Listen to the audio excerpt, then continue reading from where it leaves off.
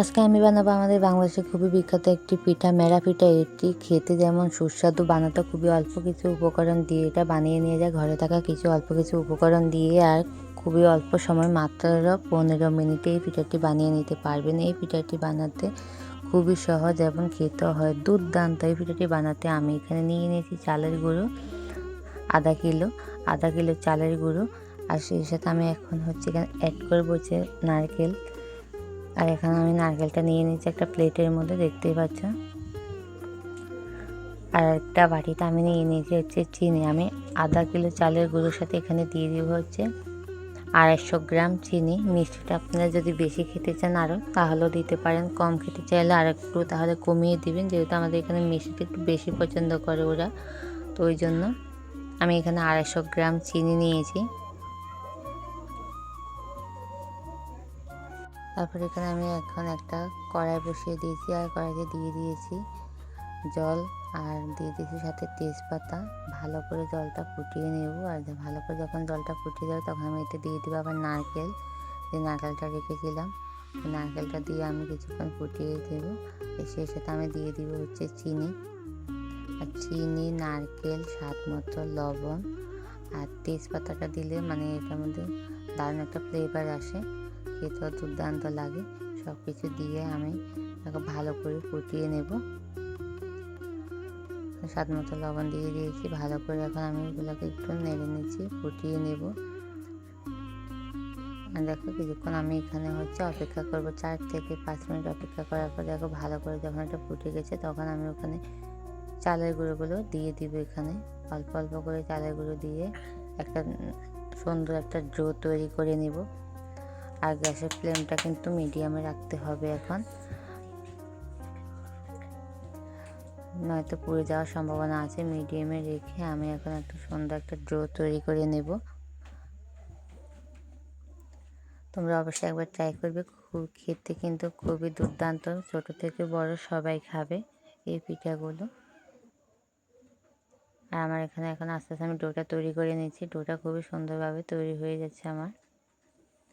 দেখো আমার এখানে ডোটা তৈরি হয়ে গেছে। এখন হাত দিয়ে সুন্দর করে আমি এটাকে ভালো করে সুন্দর করে একটা ডো তৈরি করে নেব।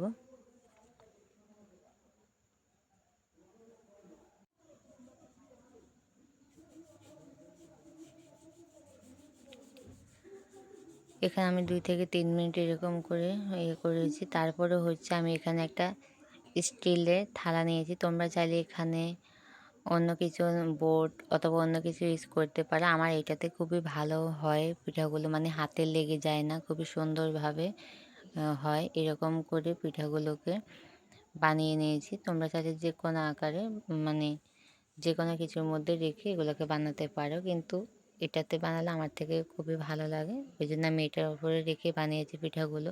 আর এরকম করে একে এখন সবগুলো পিঠা বানিয়ে নেব। দেখো আমি পিঠাগুলো বানিয়ে নিয়েছি, দেখিয়ে দিচ্ছি কীরকম হয়েছে।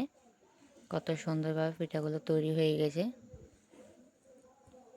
আর এখন একটা বাটিতে আমি সবগুলো পিঠে নিয়ে নিয়েছি একসাথে, দেখতে পাচ্ছ কত সুন্দর।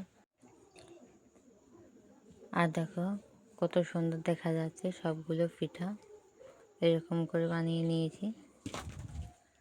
তোমরা অবশ্যই একবার ট্রাই করবে, আর বানিয়ে খেয়ে আমাকে কমেন্টে এসে বলবে কেমন হয়েছে পিঠাগুলো।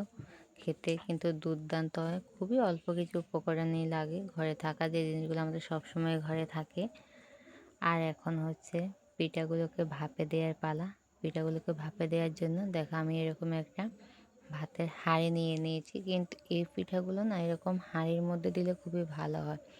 আর এটা একটা নেট জাল, মশারি হয়, নতুন মশারি বা হয় না নেট জাতীয় কোনো কিছু দিলে ওটা খুবই ভালো হয়। আর একটা হাঁড়িতে আমি এখানে জল বসিয়ে দিয়েছিলাম গরম হওয়ার জন্য।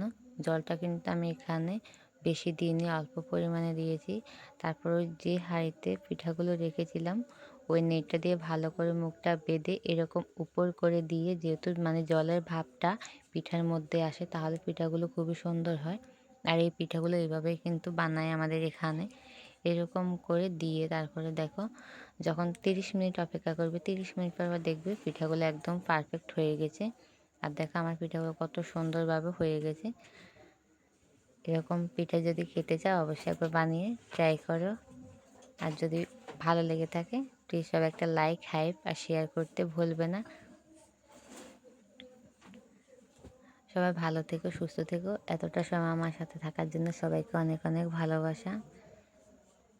আজকের মতো এখানেই রাখলাম, দেখা হবে আবার অন্য কোনো রেসিপির সাথে। টাটা সবাইকে, ভালো থেকো, সুস্থ থেকো, বাই।